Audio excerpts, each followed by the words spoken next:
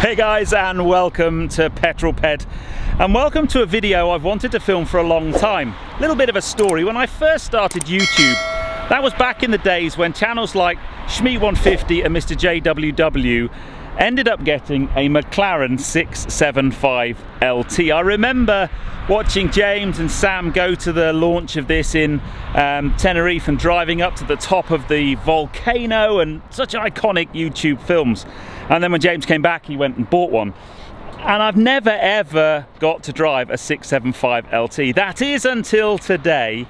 Now hopefully by now you've seen my film that I shot with my mate Paul's Lotus Exige Cup 430. Well, he's also got this. And when we got back from that, he said, would you like to drive the 675LT? And of course I said yes. So in this film, we're going to jump behind the wheel. I'm going to take you behind the steering wheel of a first drive in such an iconic supercar. I am a little bit intimidated, it has to be said. And I'm going to have a chat with Paul just about this car and what makes it so very, very special.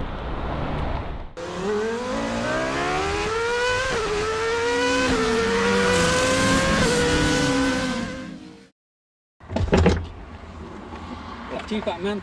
Oh mate, this is very special. Now welcome to the channel again, my friend. Now anybody keen observant people will notice that we have masts on in this car but we didn't have in the Lotus, because technically that was an open air car. Yes, it is. I know. So where's the little pouch? You've got Just by, yeah, oh, right yeah. there. Yeah, you put the keys in there. Excellent. And if you want to adjust the seat, I've put it all the way back for you, but you're probably fine. That should be fine. Wow. So tell us about this car. You've got it back end of last year. I bought this car in January, so yeah. I actually bought it in December. I picked it up in January. 675LT. It's an astonishing car. When I bought it, it had 5,000 miles on the clock. I didn't use it for about 6 to 8 weeks in lockdown. And even though it's now September, I've done 4,000 miles in it. Mate, that is just in the UK. Just in 6 months, I've been able to drive it. So I use it a lot. So on the film, you'll see it's not very clean because I'm basically out in it every weekend using it. You and David with the GT12 the other week. What I love about that is you use the cars. Yeah, I mean You're not garage queens. You use them a lot. You put the miles on them. Yeah. Brilliant. Hats off to you, my friend. It's like I was saying to you before, cars like this is a certain car that you really want it, and I made my mind up this is going to be a car that I want to keep forever. Yeah. Once you've got in the mindset that you're keeping it forever, it doesn't matter what miles you do. Now, we have driven, well, you've driven us over here, and this car is sensational. Yeah.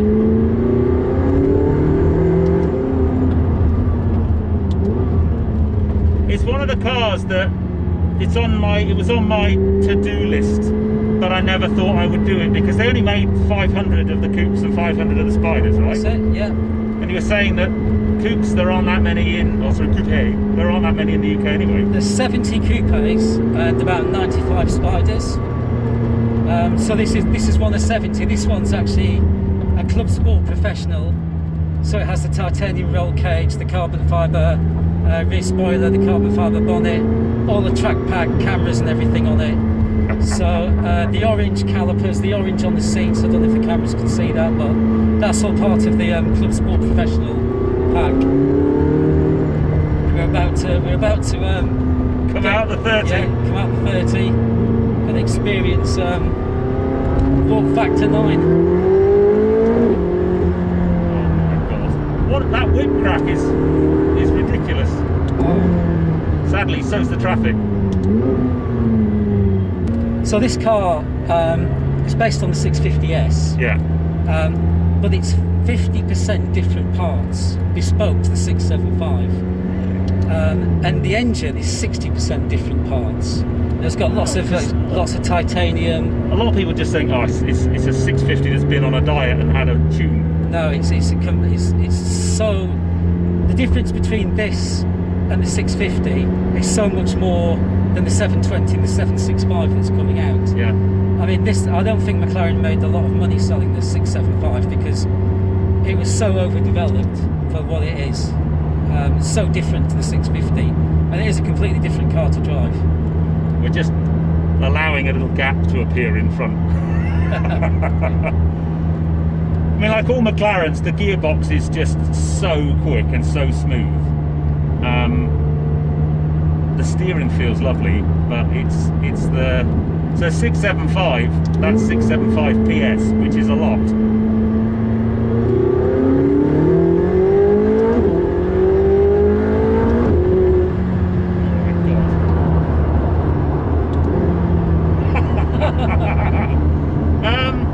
Now I've driven a 720S, and that on the road actually was quite a scary car. My initial impressions of this is it doesn't feel as scary. It's clearly a very rapid car, but it seems like it's got a lot of traction. Yeah. I mean, I've got the traction control on. No, leave it. Don't touch those buttons. I drive it with the traction off all the time. It is actually that compliant, and that it's got so much traction. Yeah. And then you've been in it when I was driving with the traction off. Yes. And it's planted. Hugely. Absolutely Yeah, planted. And it's no torque restriction with the traction off. So you're getting restricted. You're in normal handling, sport for the powertrain. Yeah. Which gives you the whip cracks, but you're also torque restricted in the lower gear, so you don't get the full torque. Yeah. You turn the traction off, you get the full torque, and the acceleration is even more. Yeah. Well, I'll wait until I own one and it's my car to do that, I think. So let's go back up that lovely bit of road. Very familiar bit of road now. Yeah. See whether we've got any cars in the way.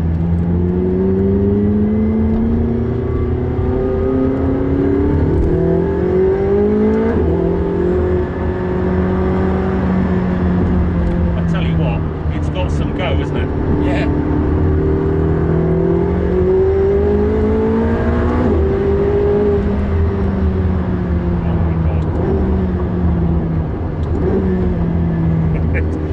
Just change up and down on purpose just to get the whip cracks. So the whip cracks work best on sort of a half to 3/4 throttle at over 4,000 revs, and just change up with it under load, and you'll get a really loud whip crack. See, now that's what I love about cars like this, is you've worked out over experience how to get the best whip crack out of the car. The other thing we were saying before we put the cameras on is McLarens get a bad rap for what they sound like. But this car sounds great. This is awesome. Obviously, to me, it's fine. I don't understand.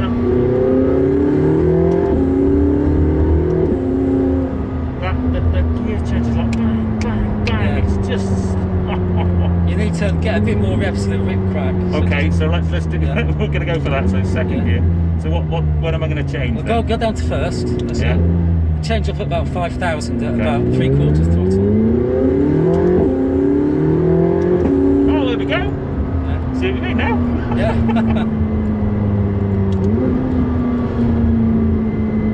You can kind of see why these cars have such a reputation within the McLaren family range as being perhaps the best McLaren they've ever made.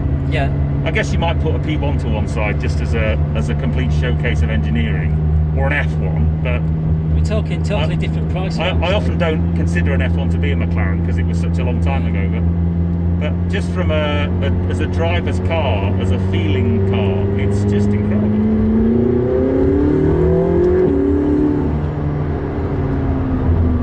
The throttle response, it's interesting, you'll notice his throttle response is more immediate, straight away, but then this has just got so much go and push.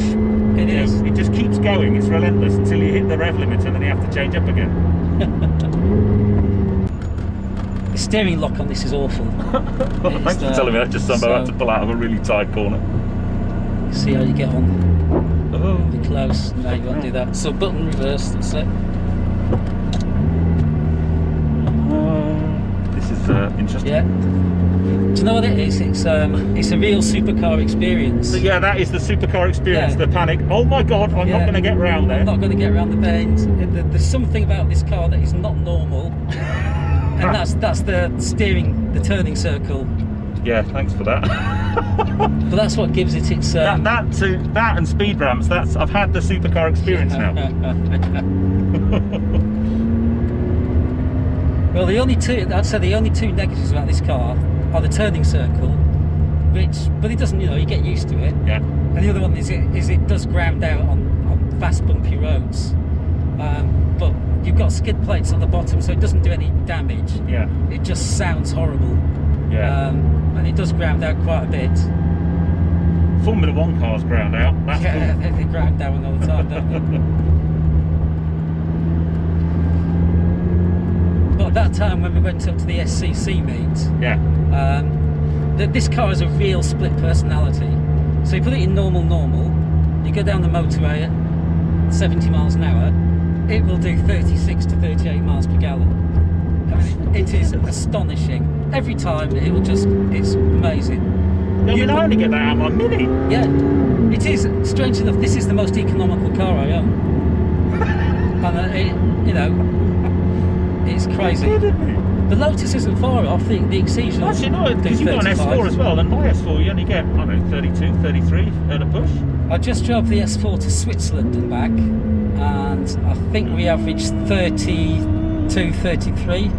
Yeah, this is definitely the supercar experience. Yeah. Oh, I don't want to curb your wheels either. You've done well there. Oh my god. We're coming up to the good bit. Yeah.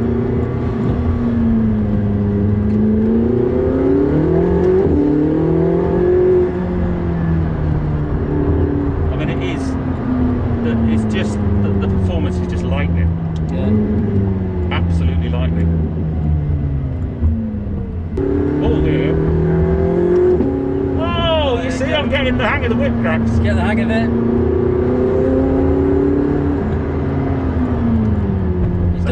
How hard do you have to press the brakes to get that active aero spoiler to come up at the back? You need to be going a little bit quick. Yeah. But once you're going sort of, over 60, and even under medium brake, it'll come up. Really? Yeah. But give it a hard stamp. Oh, mate! There you go. See, again, you'd be doing that a lot just to see that pop up in the rearview mirror. Yeah.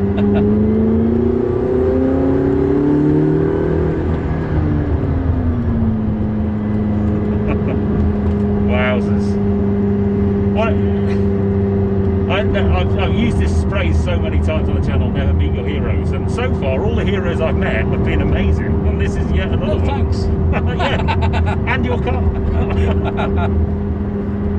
But on a serious note though, I mean, when so many people say something's good, you know it's going to be good, and it's very hard. I've driven the car for 20 minutes, and it's on the public road, but when you drop it down and I'd just like to add, I'm changing gear at 6,000 RPM and it redlines at over 8. Yeah. Yeah, you need to take it up a bit. I know, but I'm a very respectful driver, especially when I'm in a very, very expensive car with the owner sat next to me. What a thing, mate. And it's a bit like the Lotus in the fact that, it is a car that you have to learn to a certain extent. It's not like other flappy paddle cars that are very easy to drive and you can get into and drive them straight away. This one does take some learning. I think when you get to drive supercars, and a lot of the people watching will maybe never be lucky enough to do that, but I've always got in the back of my mind this massive level of respect that they need, because they can bite your ass really quickly. But this seems quite approachable, more so than the 720S, I think. Yeah. That car for me was just so bloody frightening and fast. I'm going to wait until see what's around the corner and then give it some yarding.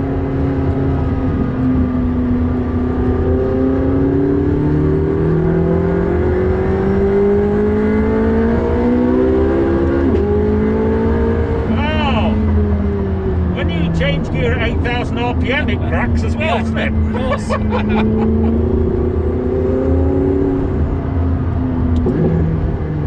man alive. Yeah. What a special car. It is great. And do you know what's really special about it as well is it's not just the car itself, but it's the story behind the design of the car. Yeah. We were talking about Frank Stevenson before and his team and how they designed it, and there are things like people talk about the portrait screen in the middle. Yeah. That portrait screen is portrait, not landscape, because it's thinner. The people get the driver and the passenger are closer together. Hence the masks. Hence the masks, and that puts the centre of gravity closer to the car. Yeah. The same reason why the AC controls and the speakers are in the doors. Yeah. It's all to push the drivers towards the middle. Yeah. And this car is a lot, but not people realise it, but it's actually almost full carbon bodied. I think there's only 2 panels that aren't carbon. What isn't visual carbon is painted carbon. Yeah. So I think there's only the roof, and I might be wrong, and the bonnet. This one actually has the carbon bonnet. So this, and the wings, the bonnet are the only bits that are aluminium, but this has the carbon bonnet. And the coolest bit of the titanium exhausts that turn blue because you rag it. Yeah.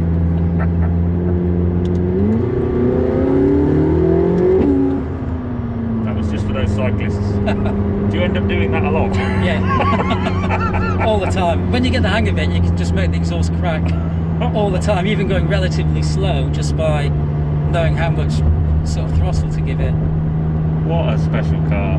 As I said at the beginning of the film, I remember watching Shmee get his coupe and then obviously change it for the Spider, James having his orange one, and it was that, for a little while they were on YouTube a lot, and I can remember just thinking, wow, what must it be like to drive one of those? And that was back when I'd never driven a supercar, and I've been lucky. I've driven quite a few McLarens now, 570S, 600LT, 720S, and they're all very special. The GT, they're all very special, but this is for me the one that I really wanted to try. I really, that maybe, I've still got a Senna on the list. Yeah, me too.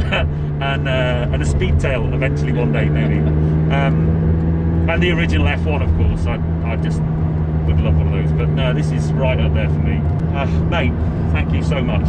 I always say at this point, owners like you that share your cars and let people kind of into the experience, it's so special. You guys are so lucky to have them, but to have them and then to want to share them with people, I'm always eternally grateful. So thank you very much for today. Guys, I hope you enjoyed that one. What a special car, what a special day. If you have done so, please give me a thumbs up. Comments below are always welcome, and if you haven't done so already, please subscribe to Petrol for plenty more content to come. I'll put Paul's Instagram details in the video as well. Just follow him because he's got some wicked pictures of cars and stuff. But if we can get a crack. Nearly. Anyway guys, I'll see you on the next film. You take care. Drive safe.